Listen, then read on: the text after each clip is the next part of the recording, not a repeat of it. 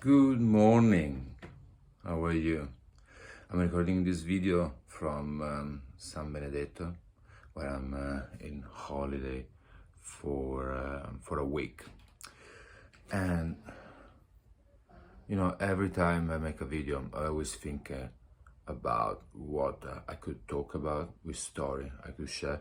At this time, I thought about what happened a few years ago in London, and someone I met stands at the airport. It's this is another story of synchronicity, and I would say actually a good one, actually a really good one. So it all started when I met this Italian guy at this coffee shop I used to work in London. He came and at the time I thought he was trying to flirt with one of the girls working for me at the shop, and recognize him from the accent to be Italian. I made some jokes, and turns out that not only was Italian, but he actually was from like my same region. He's actually from Ascoli, that it's basically 30 minutes driving from my town. I used to play basketball in Ascoli, and we actually have a common friends, so we know same people. Someone used to work that used to play with me, and he knows him, he knows those guys. So we had a chit chat. He's a really nice guy. He at the time he owned a vegan pizzeria in Northern Road. So that's another story on its own, because he used to be a chef in a restaurant in the city. He used to eat meat as well, but he got sick. I never really understood. He never really been clear about what was, but something. It was something bad, and that he had to quit the job, go back home to try to find something, to help him to recover. But nothing was good enough to help him until he tried everything, even veganism. It actually was the things that basically helped him to heal completely. So he came back to London as a vegan. I started to preach the vegan principle. He opened this restaurant, this vegan pizzeria, sorry, not restaurant, and became very successful, really, really successful. So, yeah, we were chit-chatting, and not only he was from my same region and for the neighbor town, but he was going holiday the week after, same as me. We had the same day, the same time, the same plane, and we had to catch the same train to my hometown, because his brother would come to pick him up in San Benedetto. So there was already on its own a nice synchronicity, but it wasn't the main one. So we met at the airport the day we were going holiday, and we went to have a coffee. And sitting on the table inside the cafe, there was a guy, skinny guy with long hairs, with a girl. The guy, like much older than the girl, and he looked like someone that when he was very famous when I was a kid. His name is Albertino, actually, like DJ Albertino. So he was a famous DJ, and he hosted a very famous DJ program on a radio DJ, so it's a famous radio station, and his brother is a famous DJ host as well, Linus. So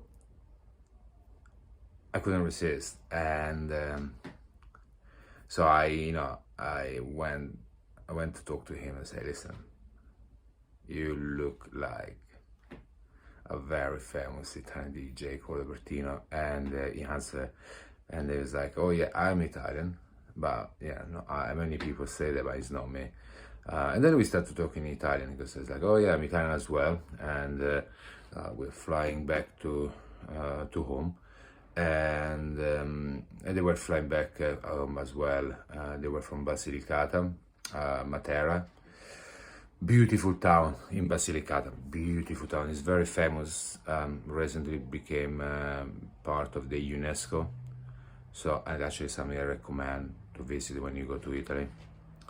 And yeah, I paid for them. I paid them coffee, and nothing. And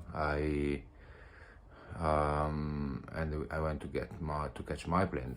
Other synchronicity was that in that holiday, I was actually going to visit a friend. She's from London, but she owns a house in Basilicata. Look what, that's another synchronicity, and the town is called Bernalda. That is very close to Matera. Actually, in that trip in Bernalda, I actually then visited Matera as well, because I stayed a week in her house in Bernalda. So actually I told the guy as well, I said, look, fun enough, because we actually gonna come to Basilicata for I'm gonna come to Basilicata for holiday. So anyway, we say goodbye, I did my holiday. Cristiano, my other Italian friend that we had the flight together, had his own other holiday, and moved back to London. Great holiday. And one day I was working, and a girl showed up at the cafe, and she was like, recognized me, and I recognized her. She was she was a customer in a previous coffee shop, and I haven't seen her for quite a few years. So we both were surprised to meet again. And she, when she used to come at the other coffee shop I used to work, we always had good laughs. So, she told me like, oh, let's catch up sometime, like now that I know where you are. And so I gave her my number, and we exchanged the WhatsApp numbers. And then she left. A few days later, decided to have a pizza, a vegan pizza at Cristiano's Pizzeria. So I'm vegan myself. I have to be honest, every now and then, like when I'm working, if there is no vegan alternative, I would have,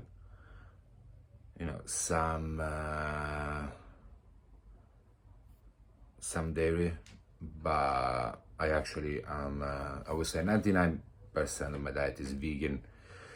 At the time when this episode happened, I was still vegetarian. I just became kind of like fully vegan now. I mean, at home I don't eat dairy. Anywhere else, only if I'm working and there is no alternative, then I will have a little bit. But yeah, so I was going to have this dinner at my friend's restaurant in Norton Road, and with me another Italian friend. She's from Pescara, a good friend that actually now lives in Abu Dhabi. So we were eating, chit-chatting, and when I get a message from Beatrice, the girl from Basilicata we met at my other cafe, the new cafe I was working, she sent me a message and like, oh, do you know anyone that needs an accommodation in my flat? I need a new flatmate, but someone that is willing to pay all in cash. I was like, okay. I was like, look, I don't know anyone. I mean, even if I knew anyone, I don't want to get involved in these kind of things. So I was like, oh, you know what? I don't know. I mean, I didn't know anyone at the time anyway, but I was like, look, I don't know anyone.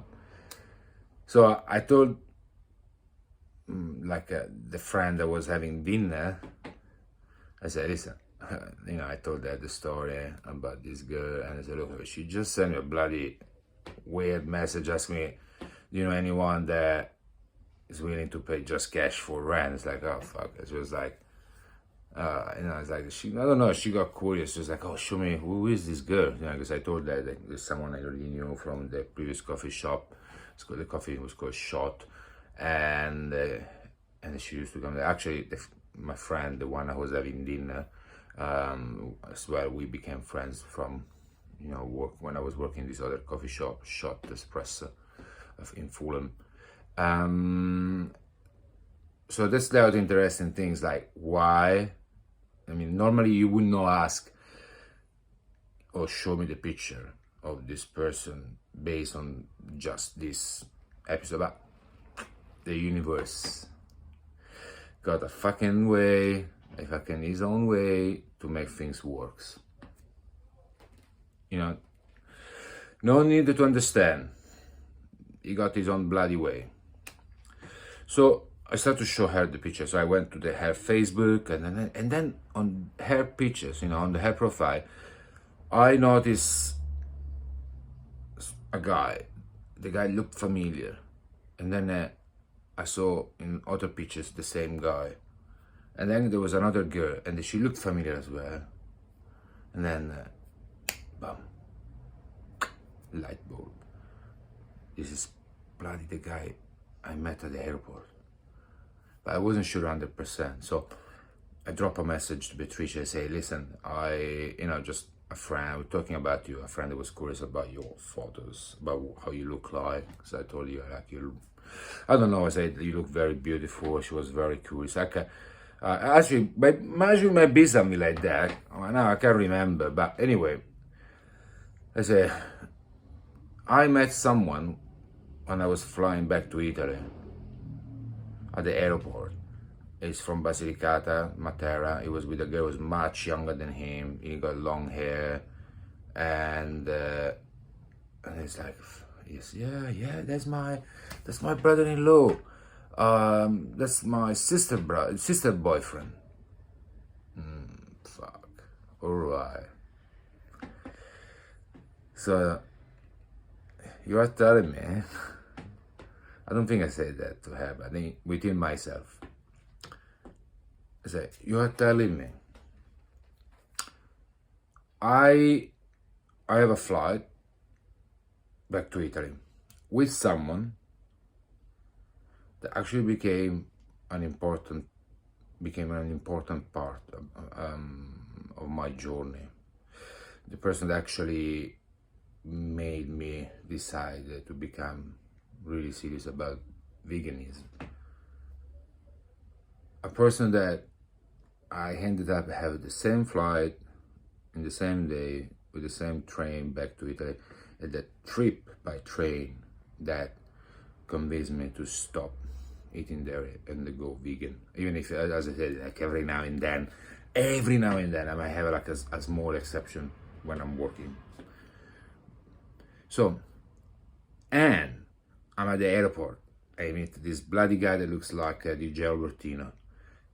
From a town, from a region that is the same region where I'm going to spend something like my holiday.